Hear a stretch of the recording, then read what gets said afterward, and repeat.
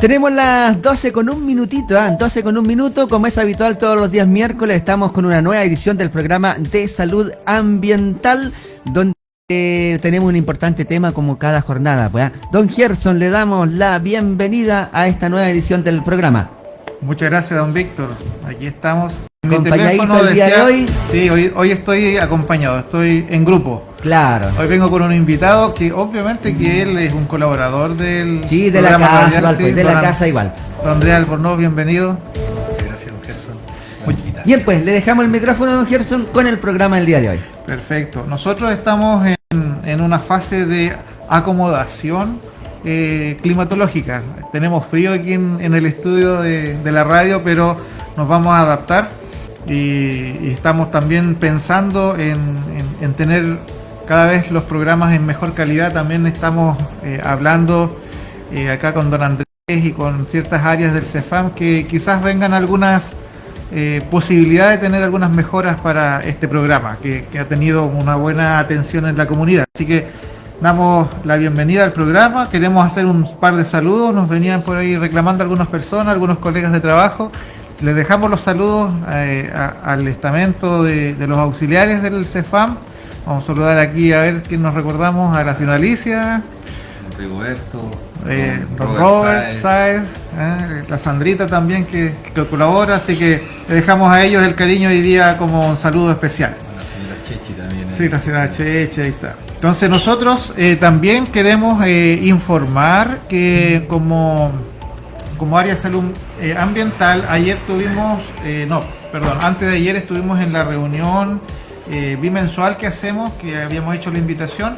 Estuvimos reunidos en el Liceo Campanario y el Liceo Campanario tuvo una linda ceremonia de celebración del Día Mundial del Medio Ambiente, donde pudimos ver el esfuerzo que hicieron los distintos docentes, sus cursos, distintos ramos que participaron en actividades relacionadas con el ambiente. Por ejemplo, vimos ahí en la exposición que tenían trabajos manuales, vimos recortes de periódicos, vimos artículos, vimos construcción de revistas que si fueran ecológicas serían bien interesantes.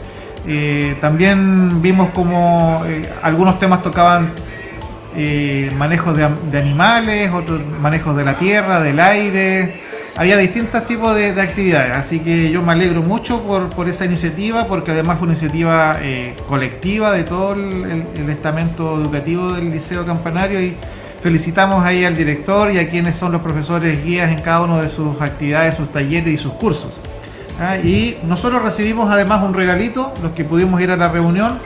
Yo aquí lo voy a mostrar para envidia de la comunidad. Recibimos este cuadernillo del taller de ecología del grupo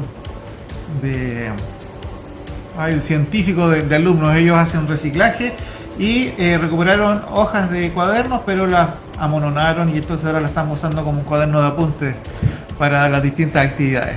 Siempre hay que pensar cómo yo puedo colaborar y disminuir mi brecha de agresividad al ambiente. Don Andrés, hoy día usted está acompañándome y le agradezco porque hoy día usted es el invitado, no es el entrevistador. Así es. Hoy día lo tenemos invitado. Andrés, ¿cuál es su profesión y desde cuánto tiempo que está acompañándonos aquí en Campanario? Sí. Hola, buenas tardes ya a toda la comunidad que nos escucha y a los compañeros también que nos están escuchando. Bueno, yo de profesión soy psicólogo, ya, de lo cual llevo 15 años aproximados acá en la comuna ejerciendo ya en eso, en labores de salud mental, en el trabajo comunitario también me ha tocado ejercer, y en otros programas en realidad como en este caso también estar muy partícipe en la estrategia del modelo de atención integral en salud también. Actualmente también me desempeño en la interculturalidad también en salud, entre otras áreas más que van apareciendo, y en realidad tenemos que ir dándole el énfasis porque son parte también de la realidad actual que vive la ciudadanía, ¿ya? Del territorio. Claro, del territorio, y es parte de las necesidades que actualmente también y que llevamos desde mucho tiempo. Entonces, Sí, son 15 años ya trabajando, hartos años ya, digo. Cuando uno los dice, parece Sí, ahora, porque delante me tocó recordar cuando ingresé y fue, yo recuerdo que fue, creo que a mediados de un mes de febrero del año 2011. Bien ahí. Justo Sí. después del terremoto, estamos pensando ahí, terremoto Claro. 2010, uno hace una Sí. evaluación ahí. Sí, además, don Andrés, usted ha estado también en temas directivos, en temas de gestión, entonces ha recorrido distintas áreas como un buen profesional de la atención primaria que tenemos que estar dispuestos a estar en distintas áreas de trabajo. Sí. Bueno, pero hoy día lo invitamos como un psicólogo y con un enfoque de trabajo comunitario en el cual está. Y cuéntenos ahora, en este momento, por ejemplo, usted tiene una responsabilidad y está relacionado como jefe de sector. ¿Qué significa eso? Bueno, el ser jefe de sector, primero que todo, tiene que ver con, todo parte de esto de la implementación de un modelo de trabajo, ¿ya? La implementación del modelo de trabajo que hoy día nos pide es tener un enfoque integral, lo cual no solamente considera al individuo y la enfermedad, sino que involucra a todos los factores que componen también un fenómeno de salud y enfermedad, ¿ya? Por ende, el trabajar en un sector, en este caso yo soy referente del sector San Antonio, ¿ya? También referente del modelo de salud integral, ¿ya? El rol que cumple un referente de sector es más bien, o jefe de sector, es velar que se cumplan en este caso esta como filosofía de trabajo, ¿ya? Porque las estrategias tienen un fondo filosófico, exacto, una teoría de por qué se debe trabajar de esa manera. Exacto, entonces, nosotros hace años venimos hablando de la atención integral y en realidad es un proceso no fácil de implementar en la realidad, porque, cuando todos los profesionales nos formamos en la universidad, se nos habla de esto, se nos habla de teoría sobre esto, pero es poca la experiencia que existe para poder, al fin y al cabo, con los años, ir integrando esta teoría en la práctica como tal, y más allá de eso, a lo mejor tú la puedes llevar como profesional de forma individual, pero para poder generar esto, cambios mucho más estructurales, mucho más grandes, tienen que ser equipos, ¿ya? Y este equipo no solamente lo compone un equipo de salud, sino que lo compone también la comunidad, ¿ya? Entonces, el jefe de sector lo que busca esto, es como transmitir o buscar las estrategias para que esta idea de trabajo se vaya transmitiendo en todos los niveles, persona, equipo de salud, comunidad, intersector, entre otros. Perfecto. Nosotros también tenemos que considerar que en la medida que estamos trabajando y desarrollando nuestros deberes, nuestros roles, también tenemos que irnos actualizando o perfeccionando también en esos saberes, y yo entiendo que usted se ha tenido que especializar tanto en la atención personal para sus pacientes y también en el trabajo precisamente comunitario, y ha hecho capacitaciones de alto nivel, unos diplomados por ahí. Sí. ¿Cuáles son esas áreas que ha tenido que fortalecer como formación profesional? Ya, mira, yo como psicólogo, ya mi área de psicólogo como tal, yo, soy especialista en psicoterapia, ya me formé en psicología clínica, cuento con 2 postítulos, uno en terapia breve estratégica y otro en terapias humanistas, ya del enfoque transpersonal. Esas han sido mis 2 especializaciones que yo tengo, las cuales, fueron 2 a 3 años cada una, ¿ya?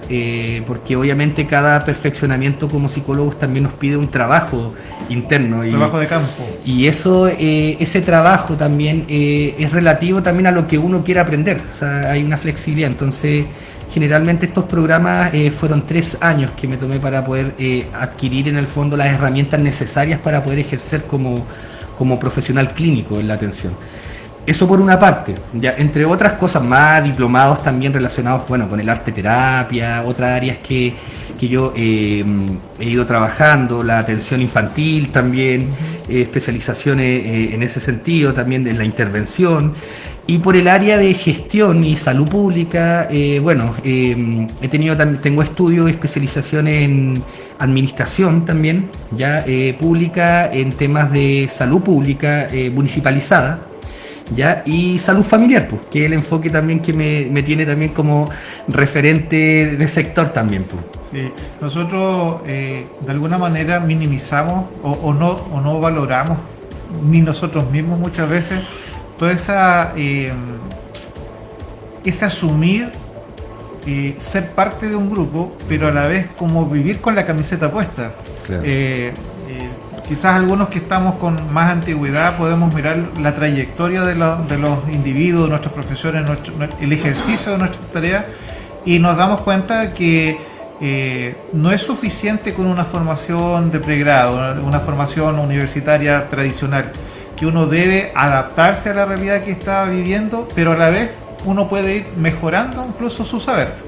Yo creo que por ese lado uno busca lo que está más cercano a su principio, pero también cómo ser útil para el grupo en el que está trabajando y para la institución que lo representa uno. Sí, sí, totalmente, porque de hecho uno, nadie nace sabiendo, dicen por ahí. Uh-huh. Nadie nace sabiendo, y en el fondo aprendemos en la medida que también vivimos ciertas experiencias, y el estar acá en la comuna, trabajando en la localidad de Campanario específicamente, igual, bueno, algunos dicen no, que es chiquitito, que no hay problema. No, de repente eso es una idea que de repente no es tan así como la gente lo cree. De repente el lugar puede ser muy pequeño, pero las complejidades pueden ser altas, ¿ya? Por ende, la zona acá igual requiere profesionales de alto nivel también. Uh-huh. Por ende, yo creo que ahí todos los profesionales que llevamos tiempo trabajando también hemos generado un compromiso. Yo no lo digo por mí nomás, yo creo que aquí son muchos los profesionales que también se han encaminado en este tema de ir adquiriendo herramientas y ir perfeccionándose. O sea, yo creo que la salud es un tema, un gran temón. Es un lugar de aprendizaje. Claro, o sea, que requiere también por lo demás esa inquietud constante del profesional para seguir progresando en esto y también devolviéndole esto en la atención a las personas. Sí, nosotros tenemos en la historia del CEFAM, que el CEFAM no partió con psicólogo, para que usted sepa. Sí. El CEFAM partió con médico odontólogo, enfermera, matrona y nutricionista. Esos éramos los profesionales base. Y en la medida que obviamente cada programa, el propio ministerio a través del Servicio de Salud fue exigiendo, primero fueron algunas horitas, después algunas media jornadas, y en algún momento llegaron a tener jornada completa de un profesional psicólogo. En este momento, ¿cuántos colegas de psicología están trabajando en el CEFAM de Campanario? Sí, qué interesante eso lo dices tú, porque claro, yo cuando llegué acá, aquí era yo nomás.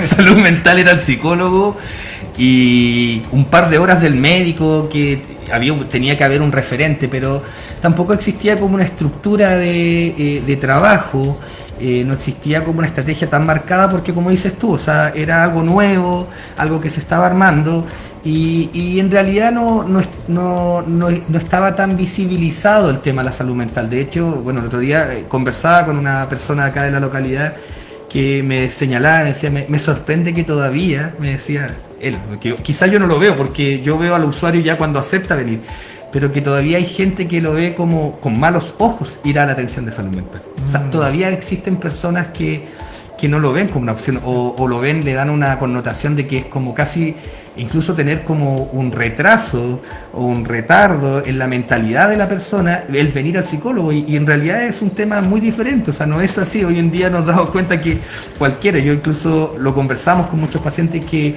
muchos de los profesionales también necesitamos la misma atención que ellos en algunas ocasiones. Bueno, de hecho nosotros como ciudadanos, como individuos, también vamos a nuestro psicólogo, vamos a nuestro médico. Totalmente. Porque es parte de nuestra necesidad. Sí. Ahora, respondiendo a tu pregunta, actualmente somos 4 colegas los que estamos trabajando, 4 psicólogos. Obviamente cada cual trabaja en distintas áreas. Tenemos un psicólogo que trabaja en el programa de la adolescencia, también existe un profesional psicólogo que trabaja en la vida sana, o más vida en comunidad hoy en día, porque van cambiando los nombres. Hay una profesional que trabaja más desde el enfoque de la salud y el derecho, que es la profesional que trabaja en un programa CISIS también. Ya la tuvimos aquí con nosotros, claro, en el programa. Entonces, y bueno, más yo que les habla, que en realidad yo tengo un rol más general dentro de la salud mental, porque como te digo, o sea, existen programas especializados dentro del establecimiento. Pero bueno, eso en relación a los colegas, por lo menos. Y bueno, es lo mismo que estamos conversando, de que a medida que uno va introduciendo su profesión, introduciendo su saber, va generando también la necesidad de darse cuenta que hay que dedicarle más tiempo, incluso con más dedicación específica a ciertos grupos que tienen más vulnerabilidades o que tienen más necesidades no cubiertas, y por eso no solo aumentan las horas, sino que también el enfoque que se le está dando a esa área.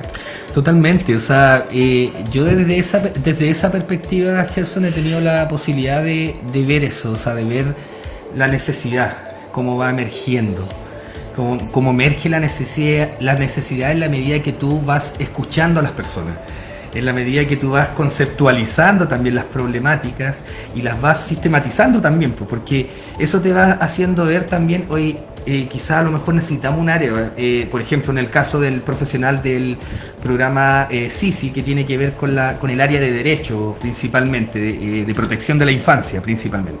Entonces, esa fue una problemática que tuve por muchos años. ¿Por qué? Porque generaba una alta demanda de generar coordinaciones con las instituciones o los entes que están encargados de proteger a la infancia, y que no son de salud necesariamente, no son del Ministerio de Salud, tienen que ver con otros departamentos. Son de otros ministerios y eso es intersectorial. Totalmente, entonces dar abasto a todo ese trabajo es muy complejo. Entonces también aquí el Ministerio de Salud también ha ido adaptándose constantemente. Los trabajos anteriores de todos los gobiernos que han habido en realidad han ido aportando su granito de arena y han ido ayudando en, generar más recursos también, porque para poder abordar esto hay que generar más recursos. O sea, se necesitan profesionales más especializados en ciertas áreas. ¿Por qué? Porque en realidad no era efectivo el trabajo cuando estamos dando soluciones temporales. Claro. Lo que la gente necesita en gran parte es un acompañamiento continuo. Situaciones de parche que no dan un cabal proceso de acompañamiento, porque uno hace un acompañamiento pero es parcial. Claro, totalmente. Entonces se necesitaban los profesionales y bueno, yo creo que se han ido dando las oportunidades y hemos tratado de ir haciendo, aterrizando también este trabajo a la localidad de Campanario, con la finalidad de que en realidad la gente logre tener un acompañamiento más integral. Porque, ojo, que si bien un psicólogo no necesariamente va a abordar la misma temática, ¿ya? Porque tenemos psicólogos en los colegios, tenemos psicólogos en las empresas, tenemos psicólogos acá mismo dentro del CESFAN, y cada psicólogo de repente puede cumplir un rol muy distinto dentro del proceso de cuidado en la salud del paciente o de la persona. Sí, y nosotros considerando esas situaciones precisamente hemos validado la importancia de que muchos de los temas que se ven en la consulta personal pueden estar influidos o quizás de base no sean temas personales, sino que son temas familiares, temas del barrio, del vecindario, temas de la localidad donde vive, y entonces de alguna manera hemos ido descubriendo de que vivimos en una sociedad que es integrada, que no es aislada, y que eventualmente muchas de las soluciones no son suficientes con solo una terapia, una psicoterapia o un manejo con un equipo biomédico psicosocial, sino que tiene que darse en un enfoque mucho más amplio. ¿Cómo se llega a integrar entonces la profesión del psicólogo, que se va a relacionar con un trabajador social, que se va a relacionar con un equipo de médicos y con un equipo que trabaja en la comunidad, con los líderes, con las personas que son inquietas, que arman cosas? ¿Cómo hace ese nexo la profesión? Y mira, acá hay que entender algunos procesos del modelo. Ya yo creo que pasamos... Hoy en día todavía se habla del modelo como biopsicosocial y se asume que eso es lo integral. Bueno, lamento decir que eso ya no es lo integral, pues. De hecho eso ya es un modelo reduccionista. Siendo que en su momento fue muy útil para poder Totalmente. dar un paso hacia adelante. Porque tuvimos un modelo que era solo biomédico. Exactamente. ¿Ya? En donde generalmente siempre nos limitábamos al análisis relacionado con la enfermedad y el tratamiento médico asociado al paciente, pues, en este caso. Bueno, todavía nosotros vivimos en esa cultura, no nos hemos salido, solo que de alguna manera tenemos más herramientas actuales y más comprensión de que no es suficiente. O sea, cualquier persona que tiene una necesidad física requiere una atención rápida, efectiva, oportuna y solucionar de una manera más concreta ese problema. Pero no son todos los problemas ni es la solución completa. Totalmente. Mira, y a tu pregunta del tema de cómo nos integramos nosotros, mira, más allá de integrarnos como, a ver, esta es la visión de acuerdo a lo que yo he ido entendiendo de esto, el cómo ejercer este rol. Va más allá de que yo me pare como psicólogo, ¿ya? Uno se para acá en este caso como un profesional de las ciencias sociales. Yo me paro como un profesional de las ciencias sociales. Bonito escucharlo eso, ¿eh? ¿Sí? Porque en el fondo yo soy y represento un profesional de las ciencias de la salud. Claro. Pero la salud vive un proceso social. Ahí vale. Entonces, cuando yo hablo del que me paro, yo acá como más que como un psicólogo, como un cientista social, se podría decir, yo no solamente estoy mirando mi... ¿cómo se dice? Es como hay un Mi dicho, especialidad. Claro, mi especialidad, porque dicen por ahí, cuando uno tiene un martillo, todos los problemas son clavos. Entonces, Okay. por ende, pueden haber muchos sesgos también desde la misma profesión. Por ende, mi parada como profesional es desde las ciencias sociales. ¿Ya? Desde ahí me paro. Esa es mi área. Porque la psicología también es una profesión de las ciencias sociales, así como derecho, trabajo social, antropología, entre otras Incluso profesiones. la pedagogía, por ejemplo, también es También. del área social. Entonces, hoy en día, cuando nosotros hablamos de generar este trabajo mucho más integrado, ya hablamos de esto, de incorporar mucho más las ciencias sociales en la salud. Perfecto. Las ciencias sociales. Bueno, yo tengo algo que comentar ahí. Nosotros, desde el punto de vista de la integración de las ciencias extra humanas, entre comillas, extras de salud corporal, a los profesionales de la salud le llamamos salubristas. De hecho, hay especializaciones en salud pública precisamente en ese concepto, porque la salud ambiental busca cuidar al ser humano, pero integrado al ambiente. En este caso es el ambiente social y el ambiente relacional. Sí, que bueno, la literatura, bueno, acá todo esto parte desde, no solamente de aporte de los psicólogos también, si acá los sociólogos también han hecho un aporte enorme también al tema del estudio, al estudio social y a la comprensión de las poblaciones. Entonces, por eso te digo, sería como muy egoísta o mezquino en el fondo reducir el mérito a una profesión. Bueno, pero eso es lo que lo enriquece, porque efectivamente si nosotros lo miramos desde afuera, no nos damos cuenta cuán integrado va siendo este trabajo, y desde el área de una atención primaria, un consultorio, se dan esos espacios para poder hacerlo. No en todas las instancias se dan. Todavía hay instancias que son círculos muy cerrados y se generan estas diferenciaciones en el trato y en el abordaje comunitario. Uno lo puede ver en temas que se llaman las políticas públicas. ¿Cómo solucionamos un X problema? No sé, la falta de luminosidad en una calle. Ya, pero una persona puede decir, pero ¿para qué queremos luminosidad? Entonces otra persona dice, pero es que un problema es la delincuencia, o pueden haber personas ocultas, pero la solución no la tiene salud, pero ayuda a la salud mental, estar tranquilo en un barrio que está más protegido. Y entonces las soluciones no pasan por un medicamento, pasan por una decisión administrativa política, una alcaldía, un consejo comunal que toma la decisión de invertir, de postular un proyecto, pero finalmente la comunidad se siente valorada y se siente apoyada. Sí, mira, lo que señalas tú es súper importante, porque bueno, tomando el mismo ejemplo, la seguridad. La seguridad no es una problemática con un factor único, ¿ya? Ni con una consecuencia única. Exacto. ¿Ya? O sea, estamos hablando de que la seguridad pública tiene que ver con muchas cosas, o sea, tiene que ver con cómo esas personas se sienten, partamos desde la percepción de seguridad, ¿ya? Y la percepción de seguridad también va a depender del tipo de familia, va a depender del tipo de barrio, va a depender de los recursos, a lo mejor locales, que se invierten en seguridad, va a depender de las políticas nacionales, de las políticas internacionales, va a depender del ser humano igual, de la misma persona y también.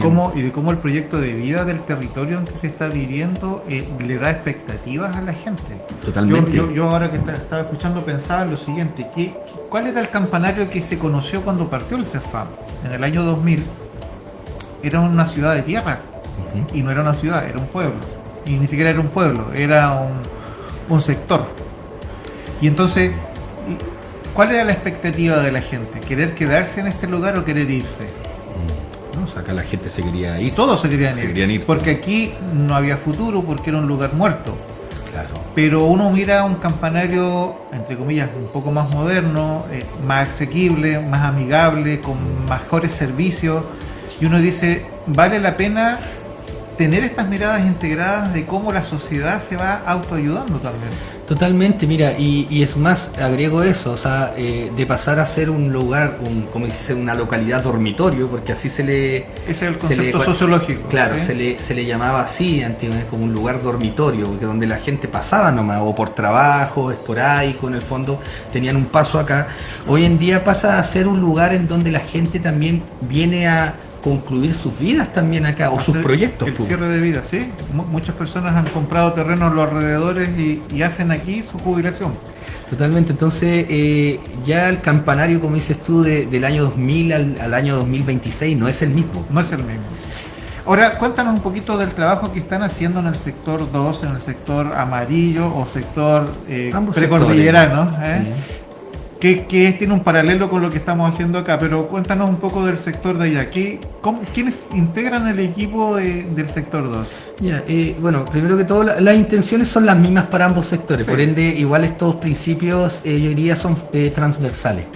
¿Ya? Bueno, el equipo del sector, le llamamos nosotros el sector amarillo, que está liderado en este caso por la Posta de Salud Rural San Antonio, ya está compuesto obviamente por el equipo rural de salud que está en el sector, ya de manera más permanente. Exacto. Por ende, y de todos los profesionales que en realidad realizamos atención en el sector. En realidad, el equipo en sí es todo equipo, todo tipo de profesional que va y realiza atenciones allá en el sector. Ahora, como equipo de sector, en realidad, obviamente siempre va a estar presente la jefa y encargada de posta, las TENS, en el fondo las técnicos de la enfermería de nivel superior que están allá en el sector, el conductor, entre otros profesionales también que están apoyando constantemente. Ahora es relativo siempre el equipo en sí. Tiene una dinámica de... Sí, porque va variando, porque nosotros también acá no es que no podemos dedicarnos solo a una cosa. O sea, yo también, por ejemplo, me toca también trabajar acá en el sector verde. O sea, tenemos que desarrollar funciones en ambos sectores. Entonces, los equipos también pueden ir variando y son dinámicos, ya dependiendo la necesidad del sector. Pero se puede decir que arriba existe un equipo de cabecera en realidad y que está compuesto por un médico, por un psicólogo también, por un trabajador social que sube mensualmente, por un kinesiólogo, entre otros, nutricionista también especial, porque, bueno, tenemos más de un nutricionista también. Obviamente no todos suben al sector, pero sí hay un profesional que está apoyando. Entonces, por lo menos desde el principio de la equidad rural, nosotros lo que buscamos en el fondo es que la gente del sector alto tenga los mismos accesos y oportunidades que la gente que vive acá en Campanario. Ese es el rol también del sector. Perfecto. No, y nosotros... Equidad. Claro, nosotros trabajamos todo esto, tal como tú lo mencionas, en base a cierta filosofía de trabajo que tú mencionaste antes y que tiene distintos ejes. Ahora, una de las cosas que más cuesta cuando uno empieza a hacer trabajo, entre comillas, un poquito más afuera del box, de la oficina de trabajo, de la sala de atenciones, es que uno se encuentra ya no con un paciente, sino que se encuentra con un ciudadano, con un vecino, con alguien que a lo mejor conoce bien, que alguien que conoce poco, pero que es un ser inserto en un espacio real. El box, la atención clínica, la atención sanitaria, es un momento de su vida, pero no es su vida. Para nosotros, nuestra vida laboral. pero para un paciente es solo un momento, que ojalá sea el más corto posible porque él tiene que volver a su mundo real. ¿Con qué tipo de organizaciones o de personas ustedes han encontrado en el sector 2 y con quiénes están articulando este tipo de gestión integral? Sí, mira, antes de avanzar en esa respuesta, cuando yo te escucho, claro, es esta dificultad de repente de cómo generamos una experiencia significativa con la persona, ¿ya? Porque eso es importante también, porque que no sea solo un momento, ojalá sean muchos momentos en donde nos podamos encontrar. Nosotros desde los principios del modelo entendemos algo muy importante, que el modelo de atención integral, primero que todo, es un modelo de relación, ¿ya?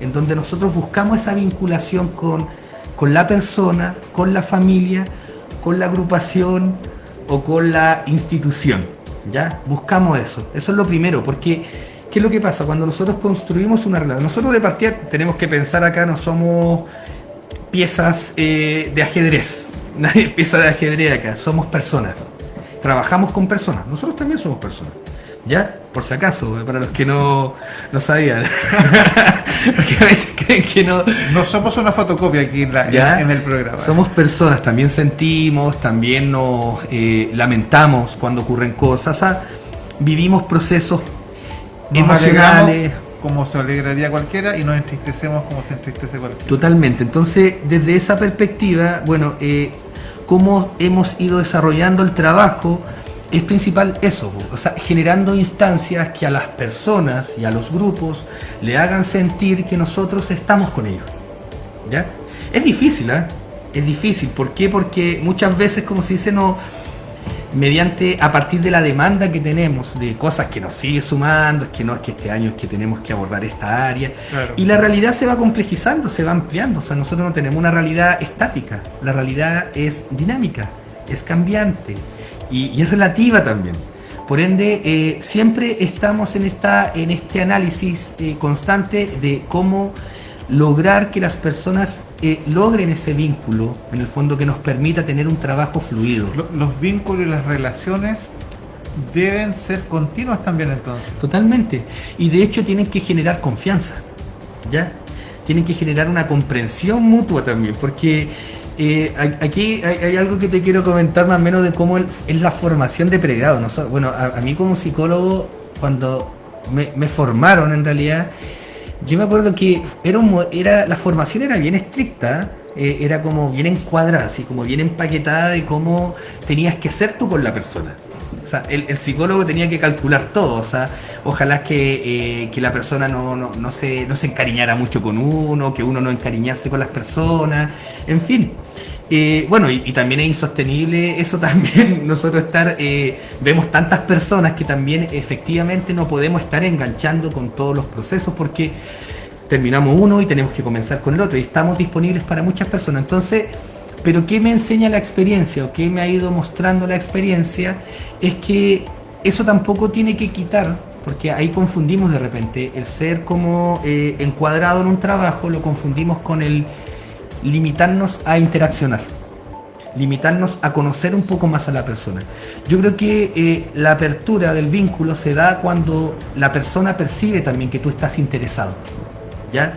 Pero cuando tú te acotas a algo específico, la persona también. Sí, genera su propia barrera. Exacto. Me es útil, pero es suficiente con eso, no necesito hacer nada más con la persona. Pero nos pasa lo mismo si nos toca un vecino medio extraño o estamos en una agrupación, un centro de padres y hay un apoderado que habla más que el otro. Sí. Empezamos a tener ciertas sesgos, ciertas barreras. Y ustedes allá en el sector 2, ¿cómo las han roto esas distancias vinculares con el territorio?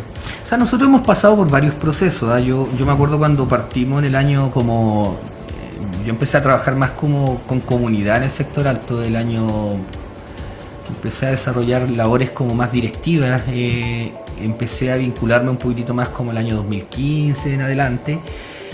Había un excelente trabajo en el sector de base, ya que era liderado en este caso, en ese tiempo, por la dirección de salud que había, ¿ya? Donde se habían formado monitores de salud ¿ya? Y eso estuvo funcionando mucho tiempo. Obviamente, a los cambios de administración siempre van mutando en el fondo, van cambiando estas formas y actualmente tenemos una manera muy diferente quizás en ese entonces, que quizás no es tan llevado como se hacía en ese entonces con los monitores, pero estas mismas personas también fueron quedando, po. Y son las que hoy en día también componen mesas de trabajo. Por ejemplo, el año pasado iniciamos las mesas del Comité de Gestión Usuario, donde estamos analizando un poquitito los procesos de atención, la satisfacción de ellos también con los procesos de atención, entre otros. Entonces, también son instancias que le permiten a las personas sentirse partícipes de la salud. Entonces, yo creo que las estrategias, y bueno, y lo que tiene que ver con las estrategias de gobernanza también que actualmente están en la Estrategia Nacional de Salud también, buscan eso, buscan que el usuario en el fondo se sienta más partícipe de la salud, porque cuando la persona dice, oh, yo sabes que yo participé en esto, se siente más parte también, y de hacer uso de esto también, y confía más. Bueno, ahí hay también una respuesta a de por qué muchas veces distintos programas de salud ahora también están usando otras estrategias de difusión de sus actividades. Se usa el Instagram, se usa el Facebook, se usan estos mismos canales de la radio como proyección, porque necesitamos llegar de otra manera al territorio, pero no solo al territorio, sino que al pensamiento del ciudadano que vive y que forma parte de nuestro entorno de trabajo. Sí, y también necesitamos que el pensamiento del ciudadano se integre en las metodologías de trabajo en salud y en la, ¿cómo se puede decir?, la idiosincrasia, ¿sí?, del funcionario de salud. Bueno, y es un estilo de trabajo, pero también es un estilo de armar territorio. Sí. Bueno, yo quiero llevarte a un campo, porque yo estaba pensando, por ejemplo, yo también estuve haciendo posta muchos años, y ahí estábamos relacionados con un colegio. Lo tomo en relación a que todo va cambiando y las realidades no son iguales. En ese tiempo el colegio de relaciones era el colegio que se llamaba Santa Irma, la escuela Santa Irma, que estaba muy cerquita de la posta. Pero ahora la escuela Santa Irma no existe. No. Y sin embargo, hay que vincularse igual con la comunidad educativa.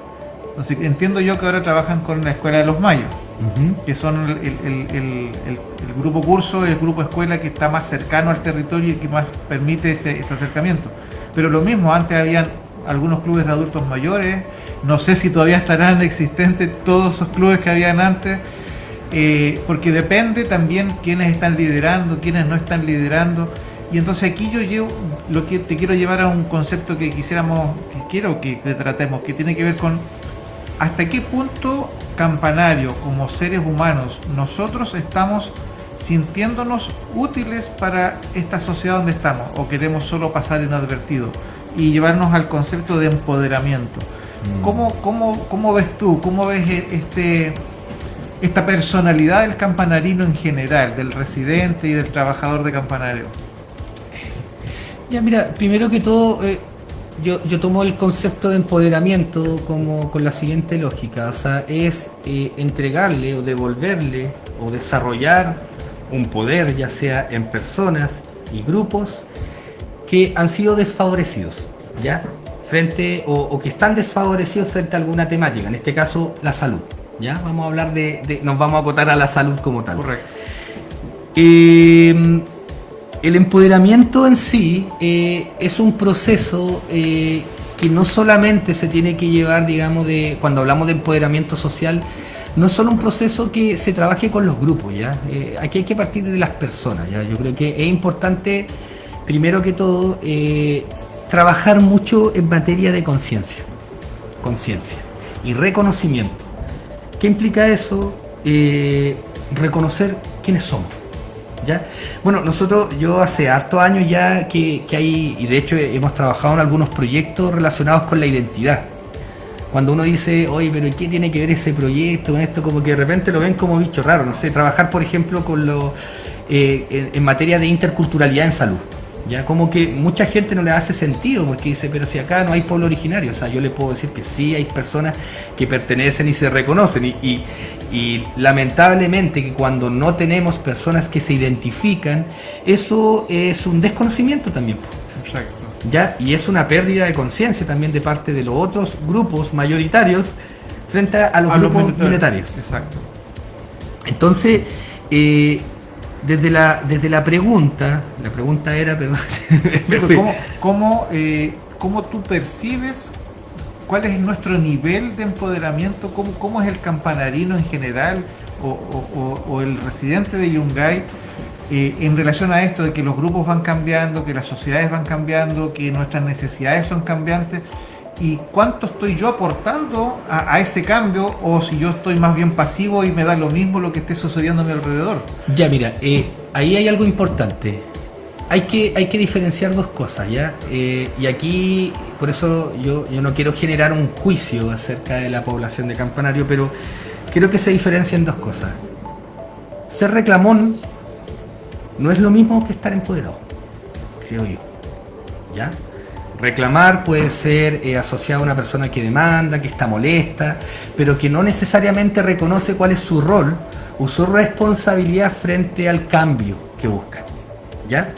Entonces, yo creo que para poder analizar, y bueno, yo creo que acá este programa lo escuchan muchas personas y me gustaría como generar este comentario también como para que yo creo que todos hagamos la reflexión, o sea, ¿qué tan parte nos sentimos de las soluciones de las problemáticas que actualmente estamos viviendo? No sé si se entiende ahí la... Sí, yo lo voy a decir en otras palabras, es decir, cuando percibimos o vivimos alguna necesidad y algún problema, ¿cuánto puedo yo colaborar en ese problema que ya estoy viviendo? Totalmente, porque mira, el empoderamiento, y vamos a hablar del concepto de empoderamiento ya, empoderamiento en mi salud. Me empodero por mi salud. Tenemos un usuario que reconoce, acepta este problema de salud, pero también acepta y con eso también su responsabilidad frente a todo, porque no sé, sabes que ya no, yo voy a preocuparme de llevar mis controles médicos, voy a preocuparme de ir al psicólogo, al nutricionista, me voy a preocupar de, no sé, a lo mejor generar cambio en la alimentación de mi familia, ¿ya? Me voy a preocupar a lo mejor de ir a participar a los talleres que están ahí, ¿me entiendes? O sea, ese también es un tipo de empoderamiento, ¿ya? Esas son formas de transmitir ese empoderamiento a mi experiencia. Totalmente. Entonces, cuando yo hablo de empoderamiento, aquí hay un concepto muy importante que es la corresponsabilidad. Cuando existe empoderamiento social, existe una corresponsabilidad. Entendemos todos que somos parte de un problema y de una solución, ¿ya? Porque esto de externalizar el fenómeno al otro, no, es que aquí estamos mal porque ustedes hicieron esto, porque yo hice esto, porque mi familia, porque yo soy malo para esto, es algo que en el fondo tampoco nos contribuye a las soluciones, pues, o sea, y ojo, que no es como para desmarcarnos nosotros los equipos de salud en las responsabilidades. Tenemos nuestro propio rol. Nosotros tenemos muchas responsabilidades y tenemos que cumplirlas de forma cabal, ¿ya? Tenemos que trabajar. A propósito de eso, recién participo en un grupo, soy asesor técnico de la agrupación Celíacos Chillán, y lo que más se ve ahí es la necesidad de tener profesionales que estén en un conocimiento técnico para atender a personas celíacas. Y precisamente hoy salió un comentario que decía: me atendí con un profesional de la salud de profesión médico y me atendió tan mal que lo único que quiero es cambiar de ese profesional. Entonces ahí le preguntaron, bueno, pero ¿qué fue lo que te atendió mal? ¿Te dijo alguna mala palabra? No, minimizó la importancia de mi salud personal y dijo que yo era una exagerada al cuidarme con la comida.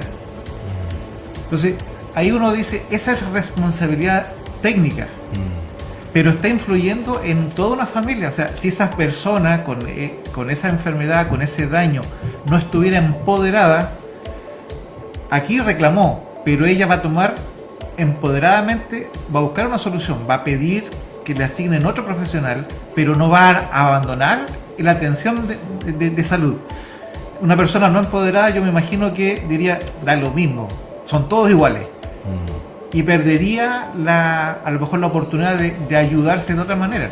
Sí, es que ahí hay algo importante, o sea, hay que partir del fenómeno, que es cambiar de un estado desfavorable a un estado favorable. O sea, los métodos yo los puedo cambiar si estoy empoderado, pero mi objetivo siempre va a ser el mismo. O sea, por ejemplo, te pongo un caso contrario, yo me puedo enojar y abandono mi tratamiento. O sea, eso no es empoderamiento, eso es estar disgustado finalmente y no ver otras opciones. Ahora, entendemos también que el trabajo del empoderamiento no lo tenemos todo bien desarrollado. Exactamente. ¿Ya? Por ende, en eso tenemos que trabajar también los profesionales de la salud hoy en día también en empoderar adecuadamente a nuestros usuarios, porque ojo, que también muchos tienen miedo de repente de empoderar a su gente, no, es que piensan que les van a estar reclamando, no, porque si tú empoderas adecuadamente a una persona, no debiera pasar eso. La persona que es empoderada ya es responsable, Y por tiene, ende tiene una opinión. claro, La opinión es válida. Lo que pasa es que a veces no nos va a gustar la opinión, totalmente. pero no tiene nada que ver con que esa opinión tiene sentido cuando tiene el control. Así lo entiendo yo. Claro, por ejemplo, y lo voy a ver cómo, lo voy a plantear de la siguiente manera. O sea, llega el usuario a consultar con el profesional, otro profesional, y le cuenta esta situación. Y el otro le dice, no vaya a reclamar nomás, y tiene que ir a reclamar. O sea, eso Es un camino. es un camino, pero pensemos bien. ¿Nos ayuda a resolver? Si nos ayuda a resolver, genial, porque a lo mejor puede ser un profesional que ya a lo mejor tiene, digamos, antecedentes ya, y de que esto de repente ha generado daño en otras personas y en realidad ya es algo que hay que ponerle observación. Pero si esto no contribuye a una solución y solamente contribuye a quizá a acrecentar un problema sin soluciones, no es un buen empoderamiento. Claro, no es una buena estrategia en este caso. Claro, porque no hay ¿cómo se dice? No hay una conciencia de las consecuencias, o no hay una conciencia del objetivo principal que yo quiero ¿No? en esto. Y yo quiero llevarlo también al tema que esto mismo ocurre en el nivel de cómo formamos y cómo vivimos en familia. Porque si hay algún problema en una familia donde hay dos opiniones distintas, papá con hijo, esposo, esposa, abuela, nieto, pero se amurran, o sea, está el problema, pero no buscan soluciones. Y obviamente que va a solucionar, entre comillas, una parte, que a lo mejor es el momento de relacionamiento. Pero Cese no va- del conflicto. Claro, cesó el conflicto, pero solucionó el problema, no lo va a solucionar. Entonces, yo creo que del nivel atencional, pero también al nivel social, a nivel grupal, también podemos tener niveles de empoderamiento y de mejoramiento. ¿Es posible? Sí, totalmente. Por eso hay algo importante lo que te señalaba en cuanto también al estado mental de las personas. Yo creo que siempre frente a una situación o una problemática en particular tenemos que tener claro también cuáles son las emociones que nos están dominando. ¿Ya? Las emociones que nos están dominando. Me gustó ¿Vale? ese concepto. ¿Sí? ¿Por qué? Porque, mira, pensemos que la emoción es como un lente que nos dice cómo ver, ¿ya? Si yo actúo desde el enojo, ya puedo tener distintas formas de reaccionar, ¿ya? Hay un enojo que es inmediato, ¿ya? Donde yo puedo explotar y quizás Reactivo. generar reactivo, que en cierta forma puede generar consecuencias de repente no muy positivas, por así decir. Pero también está el enojo cuando yo me doy el tiempo, acepto este enojo, ya no, yo estoy enojado, ya. Si esa es la verdad, que yo estoy enojado, entonces yo tengo que ver otras vías, porque sí, entiendo que estoy enojado, pero en este momento este enojo no me va a servir manifestarlo de forma espontánea. Me va a servir canalizarlo en una sugerencia o en un reclamo, ya, en donde yo también pida cosas específicas para que esta situación no se vuelva a repetir, ¿ya? Es distinto.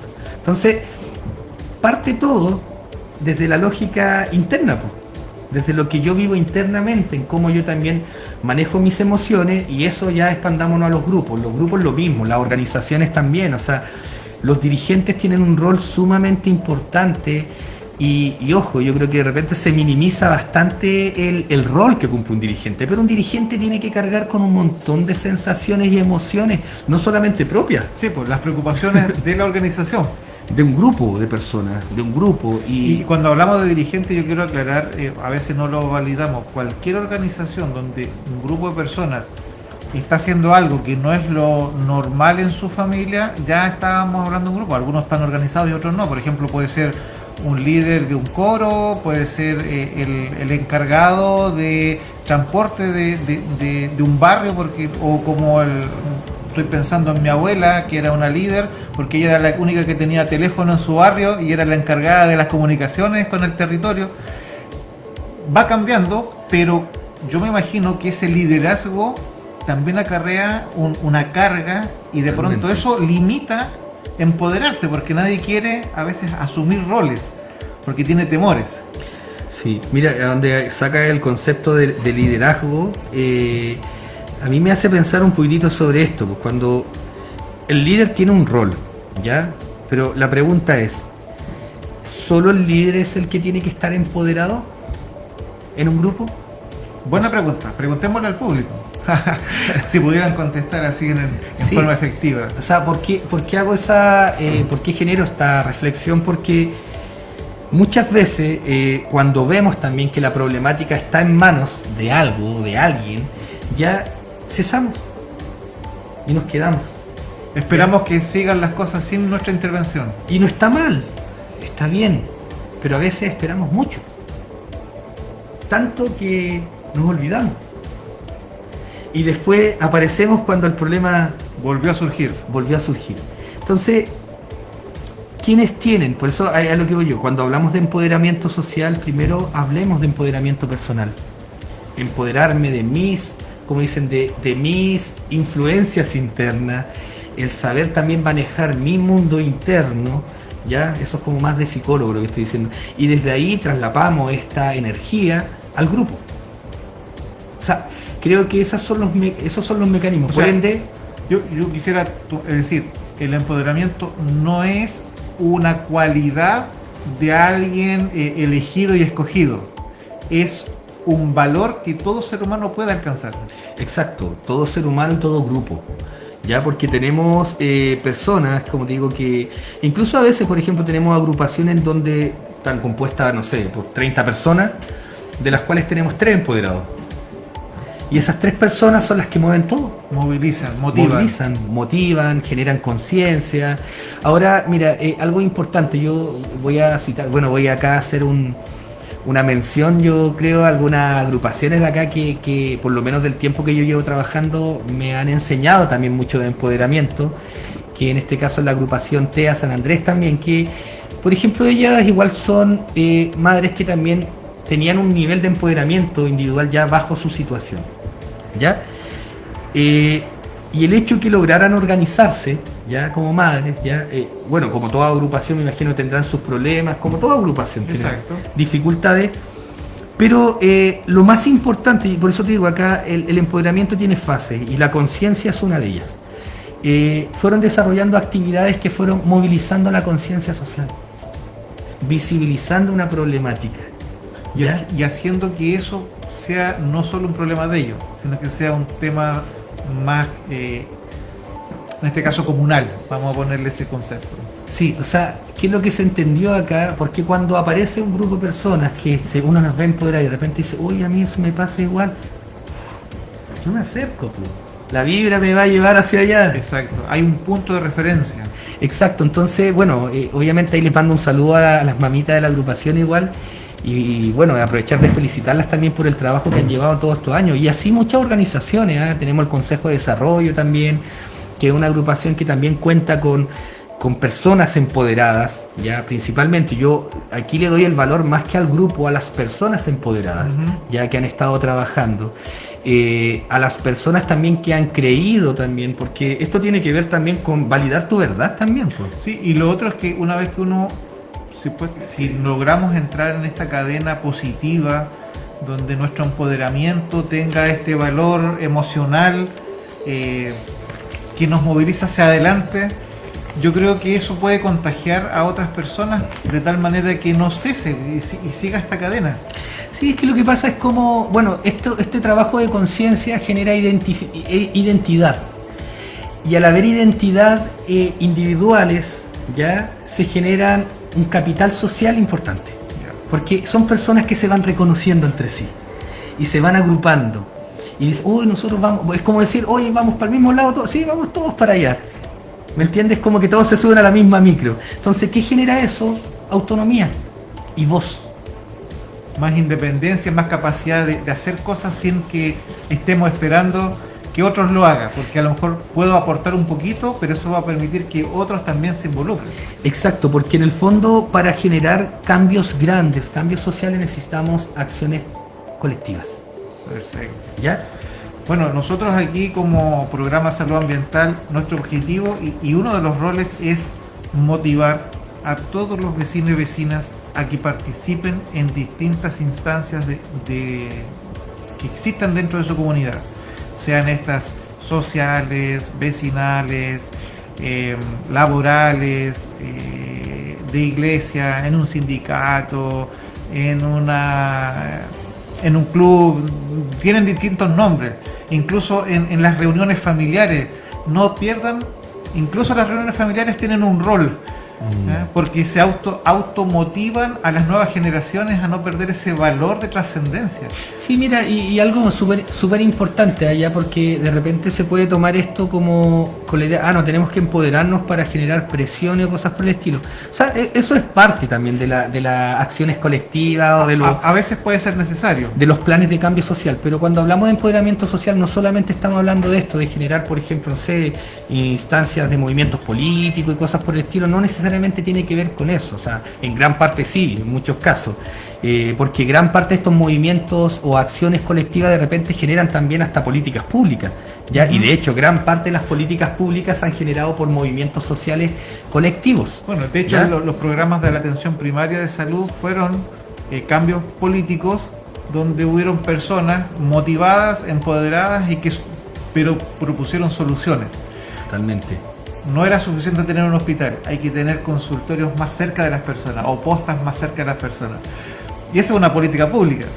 Y yo creo que alguien estuvo empoderado en algún momento. Y nosotros somos una consecuencia de esa gestión que se dio en algún momento. Y esperamos que, como CEFAM de Campanario, también la comunidad de Campanario siga creciendo, así como lo hablamos al principio, y siga con este concepto. ¿Cuál era? Empoderándose. Empoderándose de sí mismos y empoderándonos también como comunidad, porque bueno, de acuerdo a las también incluso investigaciones evolutivas, bueno, hoy en día tenemos una sociedad moderna que en realidad nos impulsa a ser más individuales quizás, ¿ya? Pero nosotros en gran parte, las comunidades, nos criamos en grupos, sobrevivimos en grupos, por ende el cuidado también es en grupo. Perfecto, perfecto. Muchas gracias, don Andrés, por traernos esta motivación, este abordaje distinto, y le dejo un minuto para que usted salude, comparta algo que quiera dejar como mensaje final o quiere que se nos pueda haber quedado en el tintero por ahí. Sí, mira, bueno, reforzar esa última idea, que somos poderosos para poder cuidarnos entre nosotros, ¿ya? Pero primero ese cuidado parte desde lo propio, ¿ya? La conciencia es un factor determinante también para que estos procesos se den de buena forma, ¿ya? Porque también el empoderamiento lo podemos entender de distintas maneras, ¿ya? Y desde esa perspectiva la invitación es a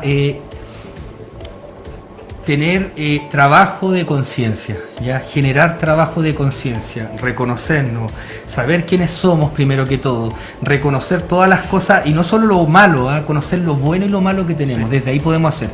Y eso, y bueno, para un saludo obviamente a los colegas y compañeros que están trabajando en el CESFAN en este momento, y a todos aquellos que estamos también impulsando iniciativas que favorecen este fenómeno, un fenómeno de cuidado comunitario. Perfecto. Yo quiero también reconocer que las principales lideranzas relacionadas con el empoderamiento generalmente han partido de mujeres que han visto que nosotros los varones no hemos logrado las soluciones que se esperaban, y ellas son uno de los motores más grandes en la movilización, en la búsqueda de mejores soluciones para su vida. Así que a ellas un saludo muy, muy lindo, afectuoso, porque seguramente, como dice el refrán, detrás de cada gran hombre hay una gran mujer. Sí, totalmente. Y dejamos invitados a todos los vecinos y vecinas para un nuevo programa de salud ambiental el próximo miércoles, y esperamos tener nuevamente un gran invitado o invitada como hoy día hemos tenido a don Andrés. Así que, Andrés Albornoz, muchas gracias por acompañarnos. Muchas gracias por la invitación.